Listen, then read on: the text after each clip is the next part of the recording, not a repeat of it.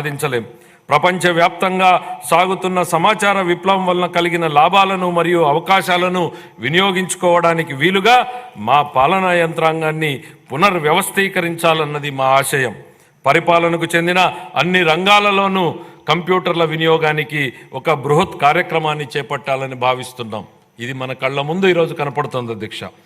ఆయన పరిపాలనా అనుభవంలోని మైలురాయి అంశాలు ఇప్పుడు చెప్పబోయే విషయాలు నిర్ధారిస్తాయి. 1995 నుండి 99 వరకు ముఖ్యమంత్రిగా ఆయన మొదటి పదవీ కాలం గణనీయమైన ఆర్థిక సంస్కరణలు, మౌలిక సదుపాయాలు అభివృద్ధి మరియు సమాచార సాంకేతిక పరిశ్రమల అభివృద్ధితో గుర్తింపు పొందింది.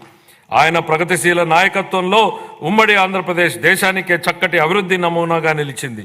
ఉమ్మడి ఆంధ్రప్రదేశ్ రాష్ట్రాన్ని వ్యవసాయ ఆధారిత రాష్ట్రం నుంచి సాంకేతిక పరిజ్ఞానానికి మూల స్తంభంగా మరియు సమాచార సాంకేతిక సేవల కేంద్రంగా మార్చడంలో ఆయన కీలక పాత్ర పోషించారు. ఆయన చేపట్టిన అనేక విధానాలు మరియు పాలనా కార్యక్రమాలు తర్వాతి కాలంలో జాతీయ విధానాలుగా రూపొందించుకున్నాయి. రేపటి రోజున దేశం చేసే ఆలోచన ఆంధ్రప్రదేశ్ ఈరోజే చేస్తుంది అనే పేరుని తీసుకొచ్చారు. ప్రస్తుతం అభివృద్ధి చెందుతున్న సాఫ్ట్వేర్ పరిశ్రమకు హైదరాబాద్లో ఆనాడే పునాది వేయడం ద్వారా హైదరాబాద్ను ప్రపంచ సాంకేతిక సమాచార పటంలో అగ్రస్థానానికి చేర్చడంలో ఆయన పాత్ర మరువలేనిది. ఇంజనీరింగ్ కళాశాలలు మరియు సమాచార సాంకేతిక రంగాలలో ఆయన చేసిన విధానపరమైన నిర్ణయాలు మన రాష్ట్ర ప్రజలకు ప్రపంచవ్యాప్తంగా అవకాశాలు కల్పించాయి. ఈ కారణంగా గ్రామీణ ప్రాంతాలకు చెందిన సామాన్య ప్రజలు సైతం ప్రపంచవ్యాప్తంగా విజయ శిఖరాలను అధిరోహించగలిగారు. నేడు అమెరికాతో పాటు అనేక ఇతర దేశాలలో ప్రవాసాంధ్రులు అత్యధిక తలసరి ఆదాయం కలిగిన వారుగా స్థిరపడ్డారు. జూన్ 2014 జూన్ నెలలో ఉమ్మడి ఆంధ్రప్రదేశ్ను అన్యాయంగా, అశాస్త్రీయంగా మరియు అప్రజాస్వామికంగా ఒక శాశ్వత రాజధాని లేకుండా విభజించడం వలన రాష్ట్రం సంక్షోభంలో కూరుకుపోయి ఆర్థికంగా నిలదొక్కుకోలేని అవశేష రాష్ట్రంగా ఉండిపోయింది. రాష్ట్ర విభజనను మన ప్రజలపై బలవంతంగా రుద్దారని చెప్పడం ఎంత మాత్రం అతిశయోక్తి కాదు. మన రాష్ట్రాన్ని పునర్నిర్మాణ దిశగా మరియు సుసంపన్న దిశగా తీసుకువచ్చే బాధ్యతను మన నాయకుడు గౌరవ ముఖ్యమంత్రి శ్రీ నారా చంద్రబాబు నాయుడు గారు తన భుజస్కంధాలపైన వేసుకున్నారు. ఆయన పరివర్తనాత్మక నాయకత్వంలో దీర్ఘకాలిక మరియు స్వల్పకాలిక ప్రణాళికలను అమలు చేసి అవశేష రాష్ట్రాన్ని విభజన దుష్ప్రభావం నుండి తప్పించి అభివృద్ధి పథంలో నడిపించారు. 2014 నుంచి 19 వరకు వ్యవసాయం, పరిశ్రమలు, సేవలు, నీటిపారుదల, రోడ్లు, భవనాలు, ఉపాధి కల్పన తదితర రంగాలలో బహుముఖ వ్యూహాన్ని రూపొందించారు. Kia Motors, hero Motors, Asian paints వంటి భారీ పరిశ్రమలను మన రాష్ట్రం ఆకర్షించింది. పట్టిసీమ ఎత్తిపోతల పథకం దేశంలోనే రికార్డు సమయంలో అనగా కేవలం ఏడాది కాలంలోనే పూర్తి అయిన తొలి నదుల అనుసంధాన ప్రాజెక్టుగా రికార్డు సృష్టించింది. సులభతర వ్యాపార నిర్వహణ ర్యాంకింగ్లో మన రాష్ట్రం మొదటి స్థానం సాధించి 5 ఏళ్లలో అగ్రస్థానంలో నిలిచింది. ఇంధన రంగంలో సంస్కరణలు తీసుకురావడంతో పాటు పునరుత్పాదక ఇంధనాన్ని ప్రోత్సహించడం ద్వారా 2018 నాటికి మన రాష్ట్రం ఇంధన మిగులు రాష్ట్రంగా నిలిచింది. బహుముఖ వ్యూహం ఫలితంగా మన రాష్ట్రం సంక్షేమంతో కూడిన సుస్థిర ఆర్థికాభివృద్ధి పథకంలో పయనించింది.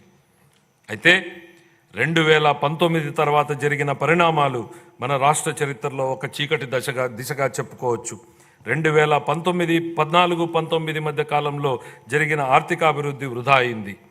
గత ప్రభుత్వం 2019లో తన పదవీ కాలాన్ని ఎంతో విధ్వంసకర ధోరణితో ప్రారంభించింది. ప్రజావేదికను కూల్చేసింది, విద్యుత్ కొనుగోలు ఒప్పందాలను రద్దు చేసింది, 3 రాజధానుల నమూనాతో ప్రజలను అయోమయానికి గురి చేసింది, పారిశ్రామిక వ్యతిరేక విధానాన్ని అనుసరించింది, పెట్టుబడిదారుల విశ్వాసాన్ని మరియు రాష్ట్ర బ్రాండ్ విలువను దెబ్బతీసింది, నీటిపారుదల రంగాన్ని పూర్తిగా విస్మరించింది, కేంద్ర ప్రభుత్వ అభిప్రాయానికి విరుద్ధంగా కార్యనిర్వాహక సంస్థను మార్చడం ద్వారా పోలవరం ప్రాజెక్టు నిర్మాణాన్ని నిలిపేసింది. ఈ చర్యల వల్ల డయాఫ్రమ్ గోడకు నష్టం కలిగి ప్రాజెక్టు జాప్యానికి దారితీసింది. పన్నులు చెల్లిస్తూ మరియు ఉపాధి కల్పిస్తూ రాష్ట్రాభివృద్ధికి దోహదపడే పరిశ్రమలు మన రాష్ట్రాన్ని వదిలి వెళ్ళిపోయాయి. ఈ చర్యలు పెట్టుబడిదారులను మరియు ప్రపంచ ఆర్థిక సంస్థలను రాష్ట్రంలో స్థిరమైన పెట్టుబడులు పెట్టనివ్వకుండా చేశాయి. ఫలితంగా మన రాష్ట్రం ఆర్థిక పరిస్థితి విచ్ఛిన్నమైంది. ఈ సందర్భంగా కౌటిల్యుడి మాటలను ఒకసారి గుర్తు చేసుకుందాం. సంపదకు మూలం ఆర్థిక కార్యకలాపాలే, అవి లేకపోవడం వనరుల సమీకరణకు ఇబ్బందులు తెచ్చిపెడుతుంది. ఫలవంతమైన ఆర్థిక కార్యకలాపాలు లేకపోతే ప్రస్తుత శ్రేయస్సు మరియు భవిష్యత్ రెండూ నాశనమయ్యే ప్రమాదం ఉంది. ద్రవ్యం చలామణిలో ఉన్నప్పుడే ఆర్థిక వ్యవస్థలో సంపద సృష్టి జరుగుతుంది. ఇది జరగాలంటే ప్రాజెక్టుల అమలు తప్పనిసరి. కానీ గత ప్రభుత్వం ఉత్పాదకత మూలధన వ్యయాన్ని నిలిపివేయడం ద్వారా 2014-19 సంవత్సరాల మధ్య అత్యంత వేగంగా అభివృద్ధి చెందుతున్న రాష్ట్రాలలో ఒకటిగా ఉన్న మన రాష్ట్ర ఆర్థిక వ్యవస్థ 2019-24 సంవత్సరాల మధ్య గడ్డు స్థితికి చేరుకోవడానికి కారణమయ్యింది. గత ప్రభుత్వం రాష్ట్ర వనరుల దుర్వినియోగం మరియు నిధులను పక్కదారి పట్టించడం వంటి చర్యలతో పేలవమైన పాలన చేయడం జరిగింది. కేంద్ర ప్రాయోజిత పథకాలను నిధులను మళ్లించడమే కాక అందుకు సరిపోయే రాష్ట్ర వాటాను కూడా విడుదల చేయలేదు. కార్పొరేషన్ల నిధుల మళ్లింపు, రాష్ట్ర ఆర్థిక వ్యవహారాల దుర్వినియోగం వంటి చర్యలు అధిక రుణభారానికి దారితీశాయి. ప్రభుత్వ ఆస్తులను తాకట్టు పెట్టడం, స్థానిక సంస్థల నిధుల మళ్లింపు వంటి చర్యలకు పాల్పడడంతో పాటు బిల్లుల చెల్లింపు కోసం ప్రభుత్వానికి వ్యతిరేకంగా వాద్యాలు వేయడం వలన గుత్తేదారులకు నమ్మకం లోపించి ప్రభుత్వంపై విశ్వాసం సన్నగిల్లింది. గత ప్రభుత్వం అధికారం నుండి వైదొలిగే నాటికి మన రాష్ట్ర ఆర్థిక వ్యవస్థ పతనమంచున ఉంది. ఉద్యోగులకు గాను 21,980 కోట్ల రూపాయల బకాయిలు, కేంద్ర ప్రాయోజిత పథకాలకు 4,657 కోట్ల రూపాయల బకాయిలతో సహా మొత్తం 1,35,224 కోట్ల రూపాయలు బకాయిలు ఉన్నాయని శ్వేతపత్రంలో ఇప్పటికే పేర్కొన్నాం. ఇవన్నీ గత ప్రభుత్వ దుష్పరిపాలనకు, వైఫల్యానికి నిదర్శనం. 2019-24 సంవత్సరాల మధ్యకాలంలో నెలకొన్న పరిస్థితి చూస్తే మన రాష్ట్రం పటిష్టమైన ఆర్థిక సూత్రాలతో నడిచిందా, లేక వ్యక్తిగత ప్రయోజనాల కోసం లాభాపేక్షతో ఒక ప్రైవేటు సంస్థలాగా నడిచిందా అనే ప్రశ్న ఉత్పన్నమవుతుంది. గత ప్రభుత్వం ప్రజా సంక్షేమాన్ని పక్కన పెట్టి కేవలం ప్రైవేటు లాభం అనే భావనతోనే నడిచింది. సహజ వనరులను కొల్లగొట్టడం, సహజ ఖనిజాల అక్రమ తవ్వకాలతో రాష్ట్ర ఖజానాకు ఆదాయం నష్టం కలిగించడం, వ్యక్తిగత ప్రయోజనాల కోసం ఉద్దేశపూర్వకంగా ఇసుక మరియు ఎక్సైజ్ విధానాలను రూపొందించడం జరిగింది. ఈ చర్యల వలన ఒకవైపు రాష్ట్ర ఆర్థిక వ్యవస్థ క్షీణించగా, మరొక వైపు అధిక పన్నులు మరియు దుష్పరిపాలన కారణంగా ప్రజల కష్టాలు మరింత పెరిగాయి. గత ప్రభుత్వం ప్రజాస్వామిక గొంతులను అణిచివేయడం మరియు ప్రజాస్వామ్య వ్యవస్థలను దెబ్బతీయడం వంటి కక్ష సాధింపు చర్యలకు పాల్పడింది. గత ప్రభుత్వ దుష్పరిపాలనకు వ్యతిరేకంగా వివేకవంతమైన ప్రజాస్వామిక నిర్ణయం తీసుకుని మరొకసారి రాష్ట్ర చరిత్రగతిని సవ్య దిశగా మార్చిన మన రాష్ట్ర ప్రజలకు కృతజ్ఞతలు తెలియజేసుకుంటున్నాం. మన రాష్ట్ర ప్రజలు విఘ్నతతో ఇచ్చిన తీర్పు 2024లో ఎన్డీఏ కూటమి తిరిగి అధికారంలోకి వచ్చేందుకు దోహదపడింది. శ్రీ నారా చంద్రబాబు నాయుడు గారు నేడు రెట్టించిన ఉత్సాహంతో మరియు దృఢ సంకల్పంతో ఉన్నారు.